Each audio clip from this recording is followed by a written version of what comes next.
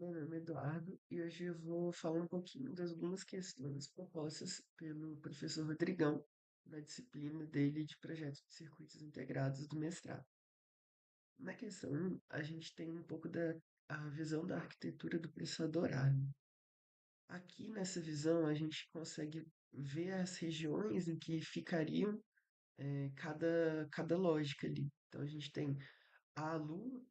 A gente tem uma região de controle aqui, os registradores de decode e as instruções de decode, os registradores de arquivo, alguns shifters de barramento, data, meio que geral da questão da arquitetura dos processadores, mas um recorte aqui que a gente tem é do Cortex M3, em que aqui a gente tem o processador e a CPU, né?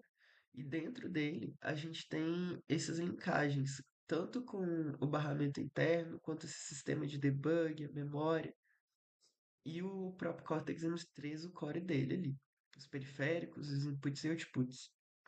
Dentro do Cortex M3, a gente tem a ALU, a unidade lógica aritmética, a gente tem os registradores de banco, a gente tem o decoder, esse instruction fetch, né, que é responsável pela execução das instruções, a memória de interface, e isso tudo está conectado aqui, né? Ele tem uma ligação com um sistema de debug. A memória de interface, ela também tem um barramento de instrução e um barramento de dados que interconecta ela tanto com essa proteção da unidade de memória quanto com o bus. E aí no bus a gente tem código de memória, os periféricos os periféricos privados ali. Ah, indo então para a questão 2, é solicitada a alteração da descrição de hardware do processador e o teste bench para observar a leitura da memória, utilizando o display e mostrando também ali a PC em instrução. Aqui a gente tem um print, mas indo aqui para o modelo sim, só vou trocar a tela aqui. Então, quando a gente está aqui no modelo sim, aqui já rodando com todas as alterações, a gente tem então as instruções aqui por tempo, a gente tem o program counter, a gente tem a instrução, o write data, o data address, o read data e o memwrite. Além deles, a gente também tem as flags da ALU, N, Z, C e V. Cada uma dessas instruções aqui que está rodando, ela está vindo do memfile data, que ele tem todas as operações que estão sendo feitas ali. Então, a subtração, a adição, que são as questões seguintes.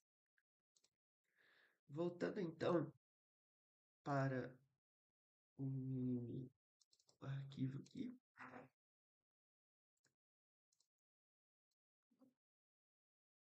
Bem, na questão 4, se listada que se escreva o código de máquina para executar o conjunto de instruções abaixo. Primeira coisa que a gente precisa saber é como que isso se comporta no processador ARM. Então, existe separação bem definida ali, com os operadores, com o opcode ali da operação, com o local que vai ser tanto armazenado quanto vai ser feita aquela operação, enfim, que são basicamente esses RM, RN e o RD. Na primeira operação, é solicitado que faça uma subtração de R15 em R15 e armazene esse resultado em R0. Para a gente fazer essa operação, a gente tem um código para subtração em que esse código aqui ele já está com outras partes além da subtração. O opcode de subtração seria só 0010. Porém, eu deixei aqui evidenciando que essa parte inicial aqui, antes da gente ter o RN e o RD. Então, eu coloquei toda essa parte aqui unida com esse valor. Mas, de fato, esses últimos quatro dígitos que estão representando a operação de subtração aqui no opcode. O registrador R15, ele é representado dessa forma. e o R0 dessa forma, em que a gente tem aqui a base 2, né? Então, a gente representa eles. E aí, concatenando todas essas respostas, a gente junta essas informações aqui, que elas estão presentes aqui. A gente tem o nosso S, que vai ser zero. A gente tem o valor do R15. A gente tem, que é o nosso, no caso aqui, a nossa RN aqui primeiro. Aí depois a gente tem o valor do nosso RD, que é zero. E por último, essa resposta daqui, ela tem a ver com SRC2, em que o nosso SRC2 só está utilizando os quatro últimos dígitos. Então os demais dígitos vão ser zero. E isso vai seguir essa lógica para todas as demais operações, com as alterações necessárias. Como, por exemplo, aqui a gente tem a alteração do. eh, a gente tem a alteração desses quatro últimos dígitos, que a gente tem a operação de adição. Então, aqui a gente vai adicionar 5 em R0 e armazenar em R2. Está adicionando 5 em R0 e armazenando em R2. Então, R2 vai valer 5. O código binário descrito é este. E assim sucessivamente. Então, a gente tem aqui subtração de 9 em R3 salvando em 7. A gente tem o registrador R2, endereço de memória a partir de R0. Desculpa, a gente armazena o valor do registrador R2 em endereço de memória a partir do registrador R0, deslocado 0. E assim sucessivamente a gente tem então os nossos códigos binários. Na questão 5, é solicitada a descrição de hardware do processador e salvar isso em um arquivo, utilizando o write-main-h. Isso aqui já está implementado aqui. Esse arquivo é o datafile.dat do write-main. E, portanto, não precisamos fazer mais nenhuma alteração nesse módulo de main. Na questão 6 é solicitada a alteração e descrição de hardware para salvar o conteúdo do banco de registradores, em que foi adicionado aqui então esse register value.dat. A gente utiliza também o write main. Isso foi feito no módulo do registrador.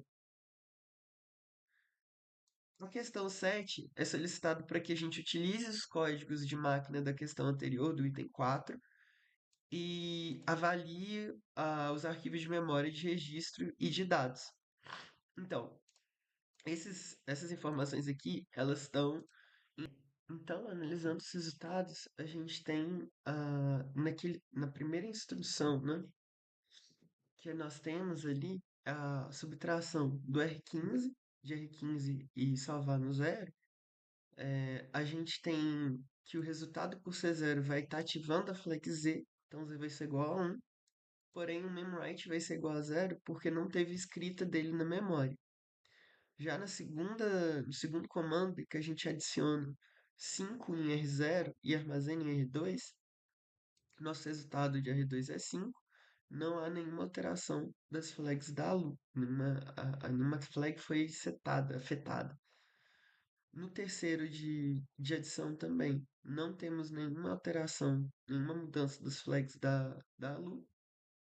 Na subtração, a gente tem a flag C indo para 1, indicando que ocorreu um carry, um vai 1. No time 70, a gente tem. No time 70, a gente tem o str R2 e R0, né? Então a gente está armazenando o valor de R2 na memória do endereço apontado por R0. E por conta disso, então, o nosso write data está sendo alterado para 5, o valor ali. Ele está sendo armazenado naquela região da memória, o valor apontado por R0. No time 80, a gente armazena o valor de R3 na memória do endereço R0 mais 4. Então, por conta disso, a memória ali vai estar sendo igual a 12.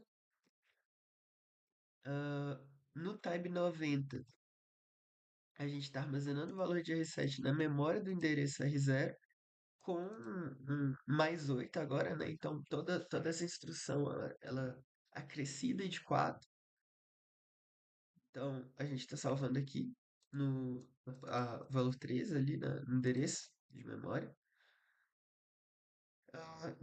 Na instrução do Type 100, que é feito CMP, ou seja, é feita uma comparação de R2 com R3 e as flags elas são ajustadas com o resultado, sendo que a flag N ela foi setada como 1 porque esse resultado ele foi negativo,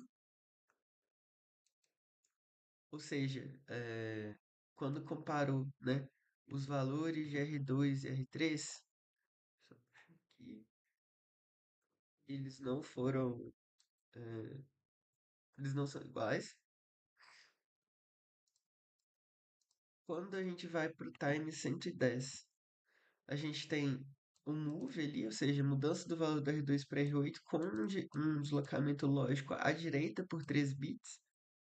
A gente não tem atualização de nenhuma flag da ALU.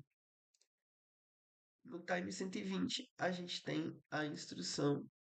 eh, a gente tem a instrução do tag.